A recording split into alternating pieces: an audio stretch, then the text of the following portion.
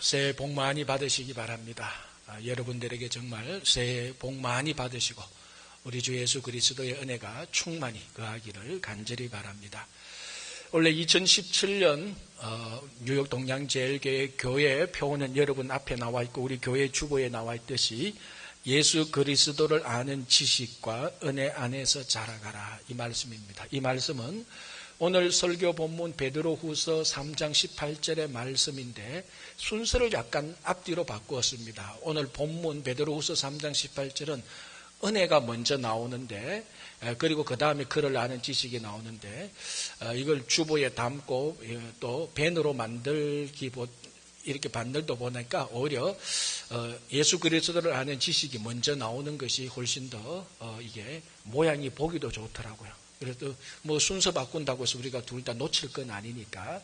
그래서 오늘 교회 표어 예수 그리스도를 아는 지식과 은혜 안에서 자라가라, 이 표어가 나온 베드로후서 3장 18절, 오직 우리 주 곧 구주 예수 그리스도의 은혜와 그를 아는 지식에서 자라가라, 이 말씀을 오늘 나누고 올 한 해를 시작하도록 하겠습니다. 오늘 이 베드로후서 3장 18절 헬라어 성경의 첫 단어는 사실은 자라가라는 말로 시작하고 있습니다. 어순이 바뀌었죠. 자라가라. 우리말로 하면은 성장하라, 이 말입니다.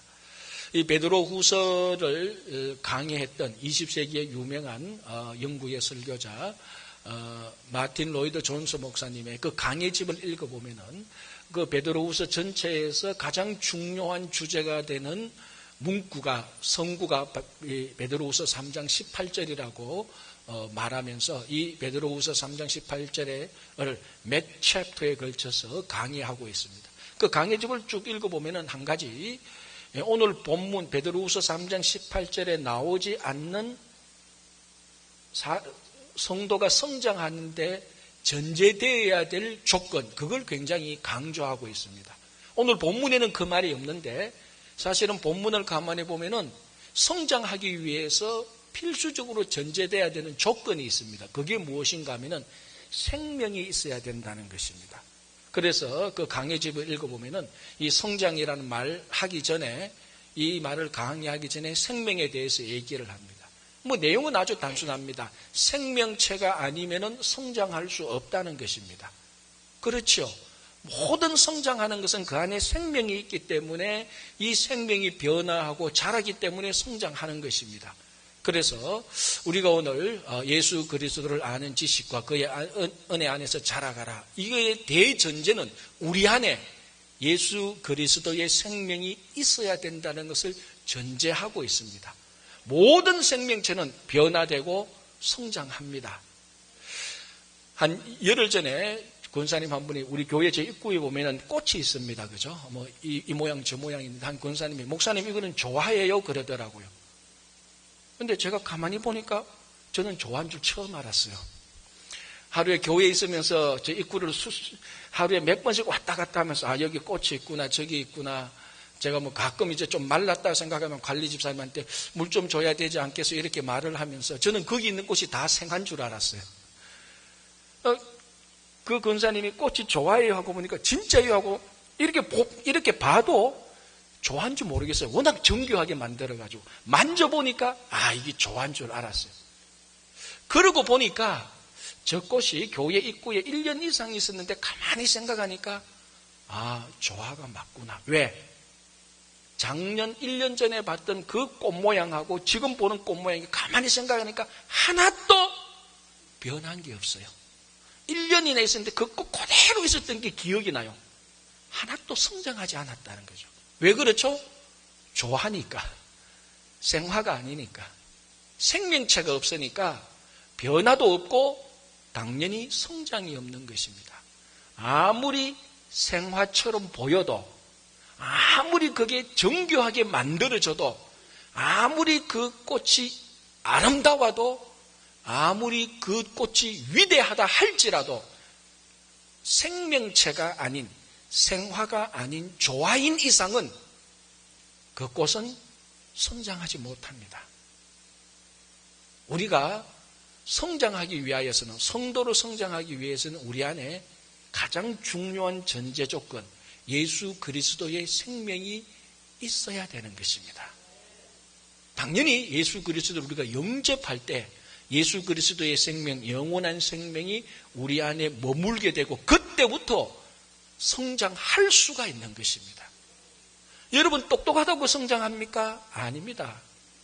권력이 있다고 성장하는 것도 아니고 물질이 많다고 사회적 지위가 높다고 이쁘다고 성장하는 것도 아닙니다. 태어날 때 좋은 배경에서 태어났다고 해서 신앙이 성장하는 것은 절대로 아닙니다. 우리 신앙이 성장하는 것은 먼저 우리 안에 예수 그리스도의 생명이 있어야 되는 겁니다. 그래야 예수 그리스도의 제자로서 하나님의 자녀로서 자라갈 수 있습니다. 다른 생명 말고, 세상의 다른 생명 말고 예수 그리스도의 생명이 우리 안에 있어야, 우리가 다른 것을 영접하고 받아들이는 것 말고 예수 그리스도를 믿고 영접해야 우리 안에 그 생명이 있어야 그때부터 성장을 하든지 안 하든지 논할 수가 있다는 것입니다. 그래서 올 한 해 동안에 여러분들이 혹시나 아직 우리들 가운데서 아직 내 안에 예수 그리스도의 생명이 꿈틀꿈틀거리지 않는다면 오늘 이 시간 2017년 1월 첫날 첫줄 이 시간 다시 한번 예수 그리스도를 완전히 영접해서 예수 그리스도의 생명이 우리 각자 심령에서 꿈틀꿈틀 살아있을 때 그때부터 성장이 시작되는 것입니다. 그러면은 생명만 있으면 다 성장합니까? 자, 부모가 그 자녀를 놓습니다. 자녀를 낳으면은 생명체를 이 세상에 내어놓는 것하고 같습니다. 그럼 부모가 생명체를 내어놓았으니까, 너 안에 생명이 있으니까 네가 알아서 앞으로 성장할 거다, 이렇습니까? 아닙니다. 부모는 생명체를 낳는 순간부터 제일 먼저 뭐 합니까? 이제 얘한테 뭘 먹이느냐 걱정합니다. 제일 먼저 먹이는 게 뭡니까? 모유죠. 아기를 안고 자기 엄마에 있는 모유를 그 아기에게 먹입니다.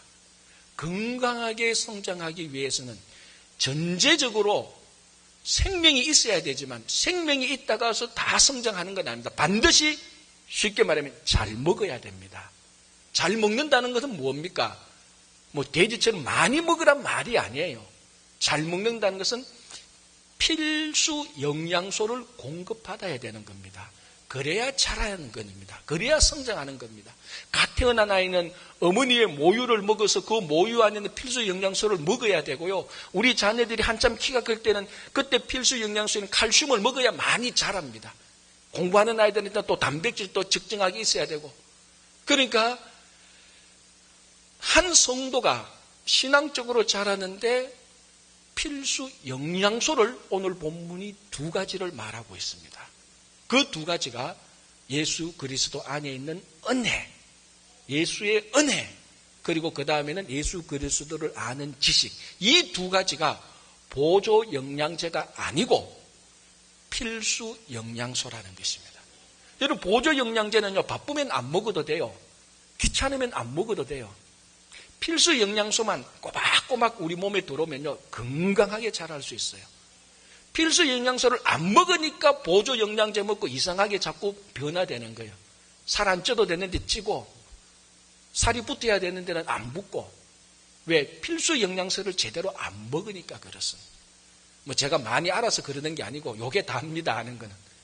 우리 성도가 성장하기 위해서는 두 가지 필수 영양소, 예수 그리스도는 은혜와 지식, 그를 아는 지식에서 자라가야 되는 것입니다. 다른 게 아니고, 특별히 우리 기독교, 특별히 성경에서 말하고 있는 필수 영양소는 아주 독특하게 은혜입니다. 예수 그리스도의 구원의 은혜. 잘 알려진 유명한 이야기 가운데 20세기의 가장 위대한 신학자며 문학가인 한 사람 가운데 C.S. 루이스가 있습니다. 이 나니아 연대기 이런 글을 썼던, 그리고 또 아주 중요한 책을 많이 썼던 이 C.S. 루이스가 한 번은 비교 종교학 회의에 참여했습니다. 그 비교 종교학은 세계의 종교들이 함께 모여서 이제 토의하고 세미나 하는 겁니다. 루이스가 이제 자기가 토론해야 될 이제 그 방을 찾아가는데 실수로 다른 방에 들어갔습니다. 문 열고. 가보니까 자기하고 토론할 방이 아니거든요. 미안하다 하고 나오려고 하다가 궁금해서 그럼 이 방에서는 뭘 토론하죠? 라고 물었습니다. 그러니까 그 안에 있던 사람들이 우리 토론 주제는 세계 종교 가운데서 기독교가 독특하게 기여할 수 있는 것은 무엇인가? 그걸 토론하는 겁니다. 그러니까 C.S. 루이스가 그거 쉽죠. 그건 은혜예요 하고 문 닫고 나갔답니다. 이제 그 방에 이제 남아있는 사람들이 토론을 합니다. 기독교만 이 전 세계에 기여할 수 있는 독특한 게 무엇일까? 성육신 나도 독특하지만 사실 다른 종교들도 보면 성육신 비슷한 것들이 있어요. 그렇게 보니까 비슷한 게 있으니까 성육신 좀 그렇다 치고 부활도요. 진짜 육신의 부활, 예수 그리스도의 부활은 독특하지만은 그 부활과 비슷한 형태가 다른 종교들한테도 사실은 있어요. 예수 그리스도의 부활하고는 다르지만 유사한 형태들이 성육신과 부활과 같은 유사한 형태들이 다른 종교에 있습니다. 그러고 보니까 뭘까 고민하다가 방금 한 사람이 말했던 은혜가 딱 떠올랐습니다. 그래서 그 예수 그리스도의 은혜를 토론해 보니까 결론은 은혜가 기독교의 가장 독특한 점이라고 결론을 내렸다는 에피소드가 있습니다. 여러분, 은혜는 뭡니까? 받을 자격이 없는 사람에게 조건 따지지 않고 공짜로 그저 주는 겁니다. 그걸 은혜라고 말합니다. 그래서 우리가 받는 이 구원은 은혜로 우리가 구원을 받는 것입니다. 자, 여러분들이 구원받기 위해서 했던 게 뭐 있습니까? 여러분들은 뭐 했다고 말하지만은 하나님이 그 뭐 했다고 생각하는 거 그거 보고 구원 주는 거 절대로 아닙니다. 그저 주는 겁니다. 구원은요, 받는 사람은 진짜 공짜예요. 그런데 구원을 주는 입장에서는 엄청난 대가를 지불하고 구원을 주는 겁니다. 그래서 구원이 공짜냐라고 말을 할 때는, 그저 주는 것이냐라고 말할 때는 받는 사람 입장에서는 그저 받으니까 그저 주는 거다 이렇게 말하는데요. 주는 하나님 입장에서는요, 자기에게 하나밖에 없는 독생자 예수 그리스도를 버리면서까지 우리에게 구원을 준 겁니다. 그러니까 주는 하나님의 입장에서는 절대로 구원이 공짜가 아니에요. 가장 비싼 대가를 치른 것이 하나님의 구원의 은혜입니다. 그저 우리가 별 생각 없이 주는 하나님의 입장 생각 안 하고 그 마음 헤아리지 않고 그냥 구원 받으니까, 구원 얻었다고 하니까 공짜지. 실제로 구원은 받는 사람은 공짜지만 주는 사람은 상상할 수 없는 엄청난 대가를 지불하고 준 것입니다. 그래서 우리가 구원의 은혜를 받습니다. 이게 다른 종교에는 없다는 겁니다. 오직 기독교에만 있다는 것입니다. 여러분, 모든 종교의 궁극적인 목적은 구원입니다. 물론 종교마다 구원이 다 달라요. 구원의 내용이 다 달라요. 그런데 모든 종교가 자기 종교 안에 있는 구원을 얻기 위해서 행하는 걸 보면은 불교는 고행을 행합니다. 참선도 하고 도도 닦고, 힌두교는 우리 말하는 카르마에 의하여서 구원이 결정됩니다. 이슬람교는 코란, 그리고 유대교는 언약, 이런 것들을 통하여서 구원을 얻는데, 이 모든 종교들이 구원을 얻는 그 수단을 보면 공통점이 있는데 뭔가 하면은 모두 다 인간의 행위와 노력과 연관되어 있다는 것입니다.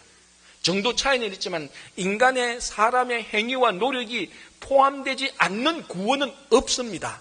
그런데 유일하게 기독교 안에만 사람이 무슨 행위를 해서 무슨 노력을 해서 얻는 구원은 아닙니다.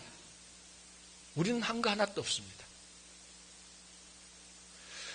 에베소서 2장 8절 9절에서 사도 바울이 그래서 이렇게 말합니다. 이는 이 구원은 은혜로 말미암아, 이 구원은 은혜로 인하여서 믿음으로 말미암아 우리가 받았으니, 이 구원을 받았으니 이것은 우리에게서 난 것이 아니요 하나님의 선물이라고 말합니다.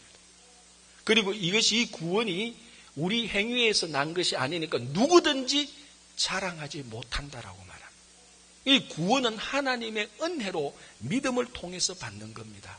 이것이 다른 종교에는 없습니다. 이런 것들이 다 사람의 노력 껍질이 다 어느 정도 포함되어야 구원을 얻습니다.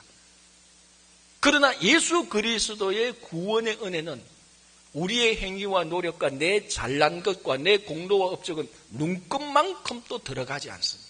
전적으로 100% 99.99% 아니고 100% 하나님께서 독생자를 보내주셔서 하나님의 엄청난 대가를 지불하고 우리가 100% 그저 공짜로 얻는 것, 자격도 없는데 그게 구원의 은혜입니다. 이게 다른 데는 하나도 없습니다. 우리 성도가 먹고 자라야 될 가장 독특한, 성도가 되는 독특한 필수 영양소가 이 구원의 은혜입니다. 그래서 우리는 이 은혜를 먹고 자라야 되는 것입니다. 여러분, 은혜가 우리한테 요구하는 것은 아무것도 없습니다. 그러나 딱 하나 은혜가 요구하는 것이 있다면 그저 은혜를 받아들이라는 것밖에 없습니다. 세상의 종교들은 구원을 받기 위해서 이런 것을 하라고 많은 행위를 노력하지만 은혜는 그저 주니까 받아들이라는 것 외에는 은혜가 하나도 없는 것입니다. 그 요구 외에는 은혜는 요구하지 않습니다. 여러분, 2016년 올 한 해 동안에는 정말 다른 해하고 비교해 볼 때 지난 2016년 한 해를 다른 2013, 14, 15, 2000 몇 년도 비교해 볼 때 정말로 파란만장했습니다. 매년 다 파란만장했지만 2016년 때는 정말 위태할 정도로 파란만장했습니다. 전 세계적으로 테러가 이제 일상화되어 있습니다.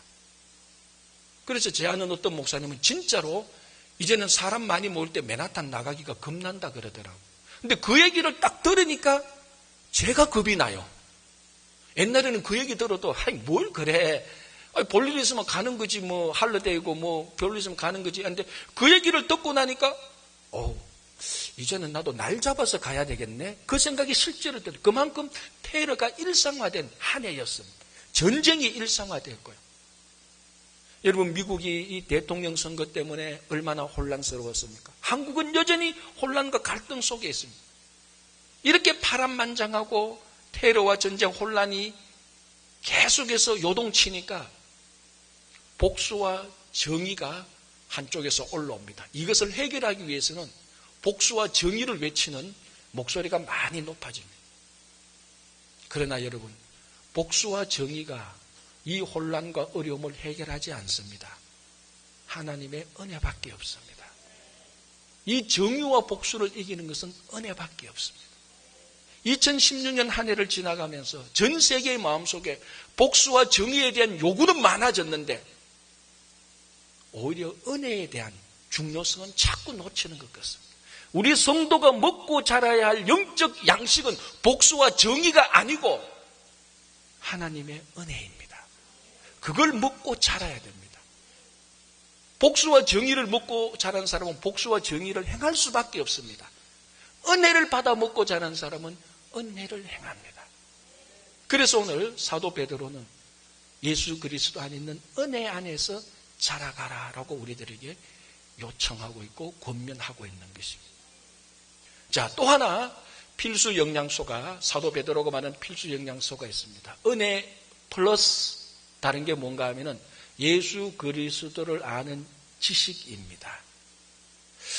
자, 이 베드로 후서는요, 사도 베드로가 썼던 편지입니다. 베드로 전서도 사도 베드로가 썼고요, 로마서는 사도 바울이 썼습니다. 요한 1서는 요한이 썼고요. 그러니까 이게 다 편지입니다. 로마서로부터 요한계시록까지는 다 편지 형식이에요. 편지를 할 때는 첫 마디에 뭘 합니까? 인사말을 쓰죠. 영어로는 dear 누구에게 이렇게 말하는데, 여러분 어릴 때 여러분 편지 쓸 때 아버지 전 상서 이러고 쭉 나왔잖아요. 제가 얘기했잖아요. 나는 상석인데 왜 상서라고 쓰느냐고 우리 아버지한테 제가 따졌던 거 아닙니까? 무식하게. 아버지 전 상서하고 아니면 큰아버지 전 상서하고 밑에 내용을 씁니다.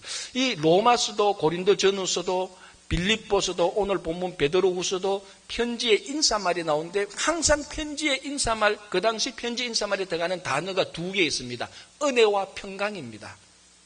그래서 편지의 첫 서두를 보면 항상 은혜와 평강이 여러분들에게 함께하기를 원합니다 라고 말을 합니다. 이거는 인사말이에요. 그런데 오늘 베드로후서 인사말을 한번 볼까요? 여러분 3장 한번 보세요. 베드로후서 3장 1절 2절에 이렇게 되어 있습니다. 제가 그대로 한번 읽어볼게요. 예수 그리스도의 종이며 사도인 시몬 베드로는 우리 하나님과 구주 예수 그리스도의 의를 힘입어 동일하게 보배로운 믿음을 우리와 함께 받은 자들에게 편지하노니. 자, 이제 2절 인사말이 나옵니다. 하나님과 우리 주 예수를 암으로 은혜와 평강이 너희에게 더욱 많을지어다. 자, 은혜와 평강이 나왔죠. 이거는 모든 사람이 편지할 때 관습적으로 쓰는 겁니다. 그런데 이 베드로후서는 독특하게, 사도 베드로는 베드로후서를 쓰면서 은혜와 평강 앞에 하나를 덧붙입니다. 뭘 덧붙입니까? 하나님과 우리 주 예수 그리스도를 아는 것으로. 이거는 관습이 아닙니다. 이거는 베드로가 특별히 염두에 두고 이 말을 쓴 겁니다. 하나님과 예수 그리스도를 아는 것 위에서 은혜와 평강이 여러분들에게 함께하기를 원합니다. 뭘 강조합니까? 아는 것이죠. 자, 오늘 보면 베드로후서 3장 18절은 베드로후서 전체의 마지막 구절입니다. 마지막 구절에서 뭐라고 말합니까? 은혜와 그를 아는 지식에서 자라가라. 그러니까 베드로후서는요, 처음에도 예수 그리스도를 아는 지식, 마지막에도 예수 그리스도를 아는 지식으로 끝납니다. 지식에서 예수 그리스도를 아는 것에서 시작해서 예수 그리스도를 아는 것으로 끝납니다. 그럼 중간에는 뭐가 있는가? 베드로후서 전체에 예수 그리스도를 아는 지식이라고 할 때 지식, 그노시스, 이 말이 16번 나옵니다. 이 짧은 편지에. 그래서 베드로후서의 전체 주제를 한 단어만 뽑으라 그러면은 지식입니다. 아는 것. 그리스도를 아는 것.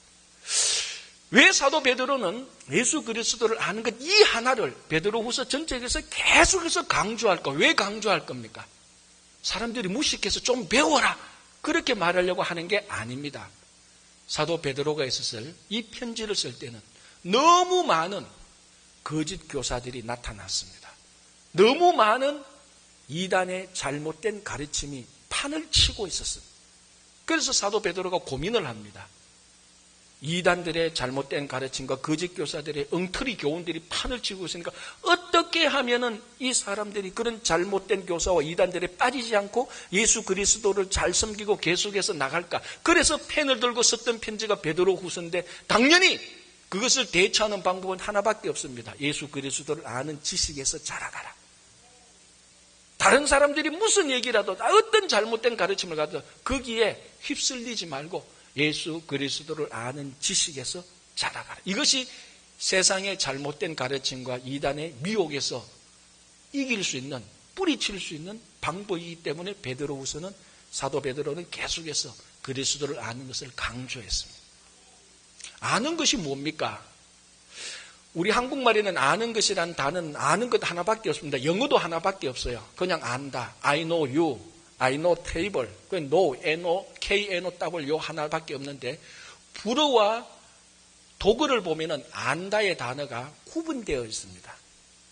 뭐 불어는 발음이 어려우니까 제가 빼고 쉬운 독일어는 안다는 단어가 두 개 있습니다. 첫 번째 안다는 비슨이란 말이고 두 번째 안다는 캔넌이란 말인데 영어 알파벳으로 말하면요, 비슨은 W-I-S-S-E-N. 이것도 안다는 말이고 독일어로 안다는 캔넌, K-E-N-N-E-N. 이것도 캔넌 안다는 겁니다. 그런데 이 두 단어가 둘 다 안다는 말인데 어떨 때는 비슨을 쓰고 어떨 때는 캔넌 구분해서 씁니다. 비슨은 사물을 안다라고 말할 때 비슨을 쓰고요, 사람을 안다라고 말할 때는 캔넌을 써요. 똑같지 않은 건데 단어가 이렇게 구분되어 있습니다. 자, 우리가 사물을 안다, 사과를 안다라고 말할 때는 어떻게 하면 사과를 압니까? 여러분 사과 만져보면 알 수 있죠. 사과 보면 색깔을 알 수 있죠. 깎아보면 안에 껍질이 있는데 안에 이런 것구나 알 수 있습니다. 사과를 잘라보고 분해해보고 분석해보고 먹어보면 사과를 압니다. 그리고 사과에 대해서 연구된 자료들을 읽어보면 압니다. 사물을 아는 방법은요, 원웨이, 일방적인 방법입니다. 무슨 말인가 하면 내가 사과 갖다 놓고 내 마음대로 연구하면 다 알 수 있어요. 그런데 사람을 알 때는 사람 한 사람 세워놓고 내 마음대로 두드려보고 만져보고 툭툭 치보고 이야기 걸어보고 그렇게 해서 사람을 알 수 있습니까? 아니에요. 제 어릴 때 가끔 그 동네 나가서 어머니한테 뭐 대구 사투리로 어무이라 그랬죠. 어무이. 그 옆에 아저씨 되게 나쁜 사람이래. 누가 뭐 하는데 하면 저희 어무이가 늘 했던 말이 있습니다. 서가 사람은 겪어봐야 안다. 10길 물속은 알아도 한 길 사람 속은 모른다. 저는 그 말이 무슨 말인지 모르는데 목회하면서 살아가면서 사람과의 관계에서 그 말만큼 더 진리는 없습니다. 그래서 저는 목사님 아니면 누가 어떤 사람이 어떻다 그래도 제가 겪어보기 전까지는 판단 보류, 아무리 나쁜 사람이라 그래도 내가 겪어봐야 알지. 아무리 좋은 사람 천사라 그래도 내가 겪어봐야 알지. 실제로 겪어보면요, 주변에서 말하는 말이 얼마나 잘못된가 여러분 많이 경험하잖아요. 저 사람 진짜 나쁜 사람이겠는데 내가 겪어보니까 너무 좋아요. 왜? 겪어본다는 건 말이 무슨 말입니까? 교제한다는 말이죠. 이 말은 한 방향이 아니고 두 방향입니다. 내가 이 사람을 겪고 교제할 때 이 사람한테 말을 걸고 이 사람이 하는 말을 내가 들어보고 이 사람 하는 말이 맞으면 나도 받아들이고 이 사람의 잘못된 것은 고치고 내가 잘못된 것은 이 사람이 고치고 함께 울고 함께 웃고 같이 식사하고 같이 손잡고 같이 축구하고 그러면 내가 이 사람을 겪어보니까 알게 되는 거예요. 이것은 사물을 아는 방법하고 완전히 딴판입니다. 자, 하나 더. 왜 이렇게 오래 하는 거면 그럼 예수님은 어떻게 합니까? 사물을 아는 것 설명했습니다. 사물은 내가 그냥 알아서 관찰하면 돼요. 사람은 겪어보면 돼요. 예수님은 어떻게 합니까? 내가 관찰도 해야 되고 예수님도 겪어봐야 되고 딱 하나 또 중요한 거. 예수님을 믿어야 됩니다. 그것이 신을 아는 하나님을 아는 마지막 방법입니다. 그래서 어거스틴이 뭐라고 말합니까? 나는 알기 위해서 믿는다라고 말을 했습니다. 내가 하나님을 알기 위해서는 믿어야 된다는 겁니다. 절대적으로 하나님을 신뢰할 때 하나님이 누군가를 알게 되는 것입니다. 하나님은 신은 사물을 알 때 비전, 내 혼자 연구하고 관찰해도 다 알지 못해요.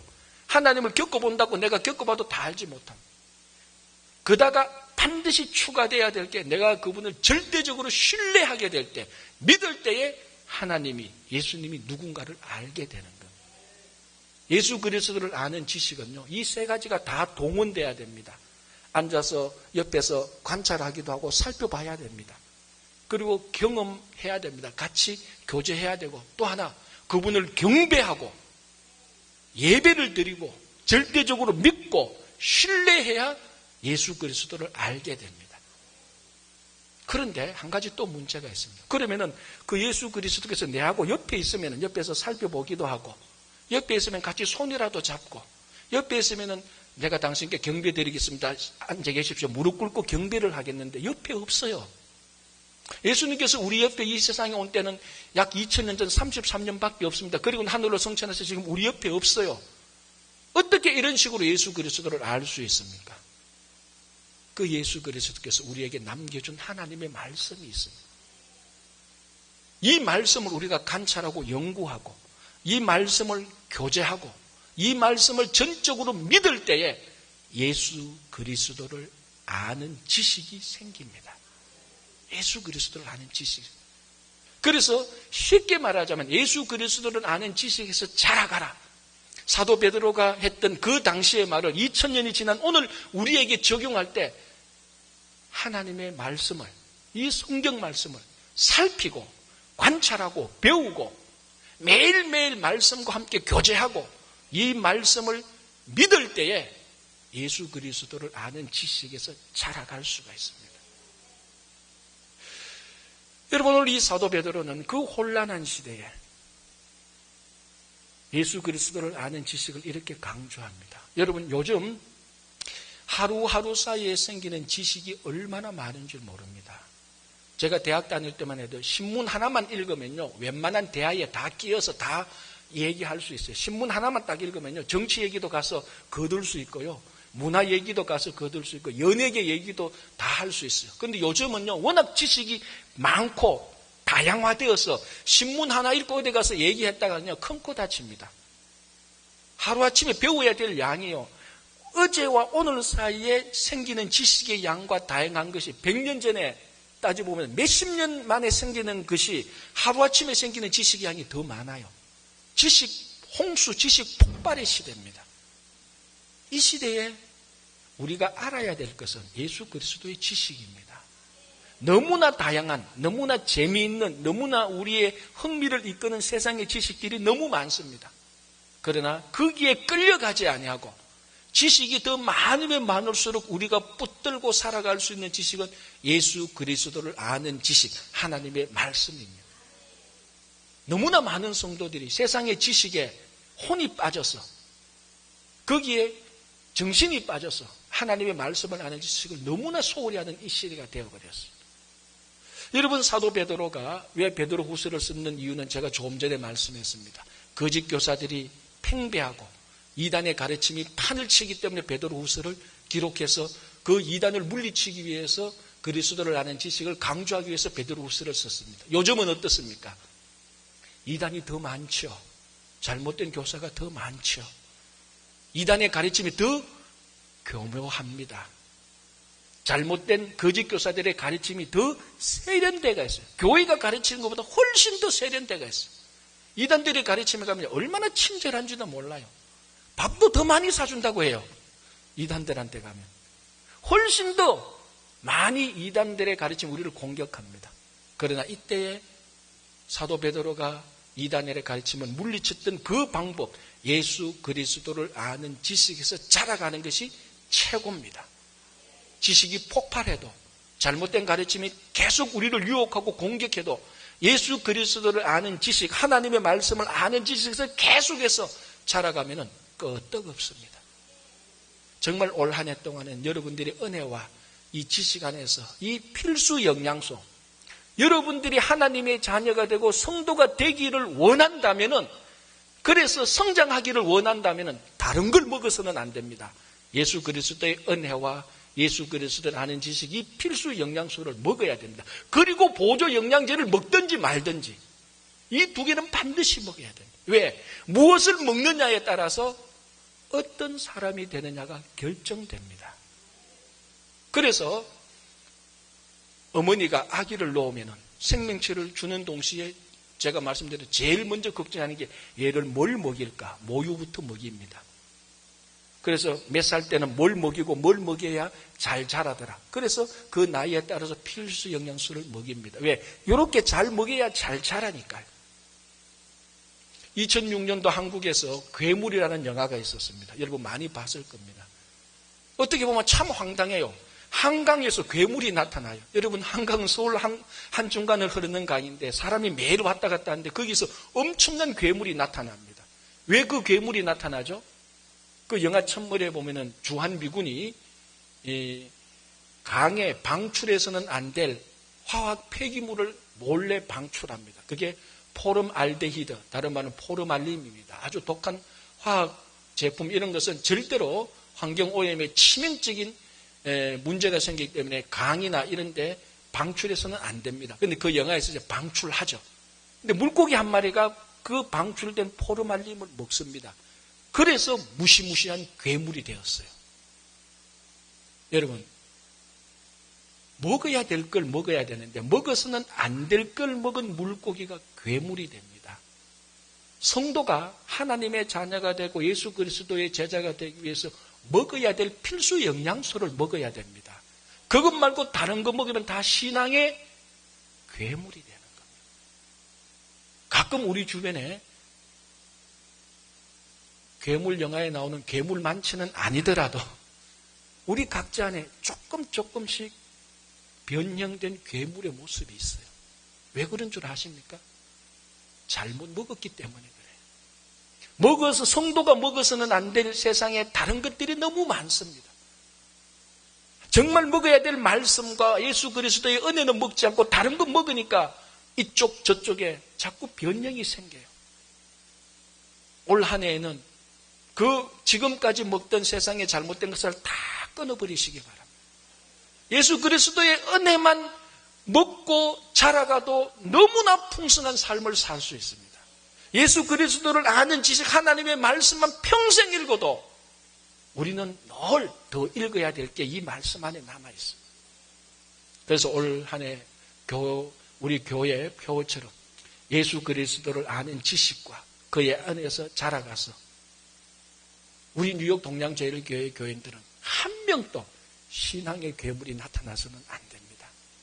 내 안에 있는 변형된 이런 것들이 다 예수 그리스도의 은혜와 예수 그리스도를 아는 지식, 말씀으로 다 제거되고 정말 하나님께서 보시기에 온전한 성도가 되는 여러분들이 되고 가정이 되고 교회가 되기를 바랍니다.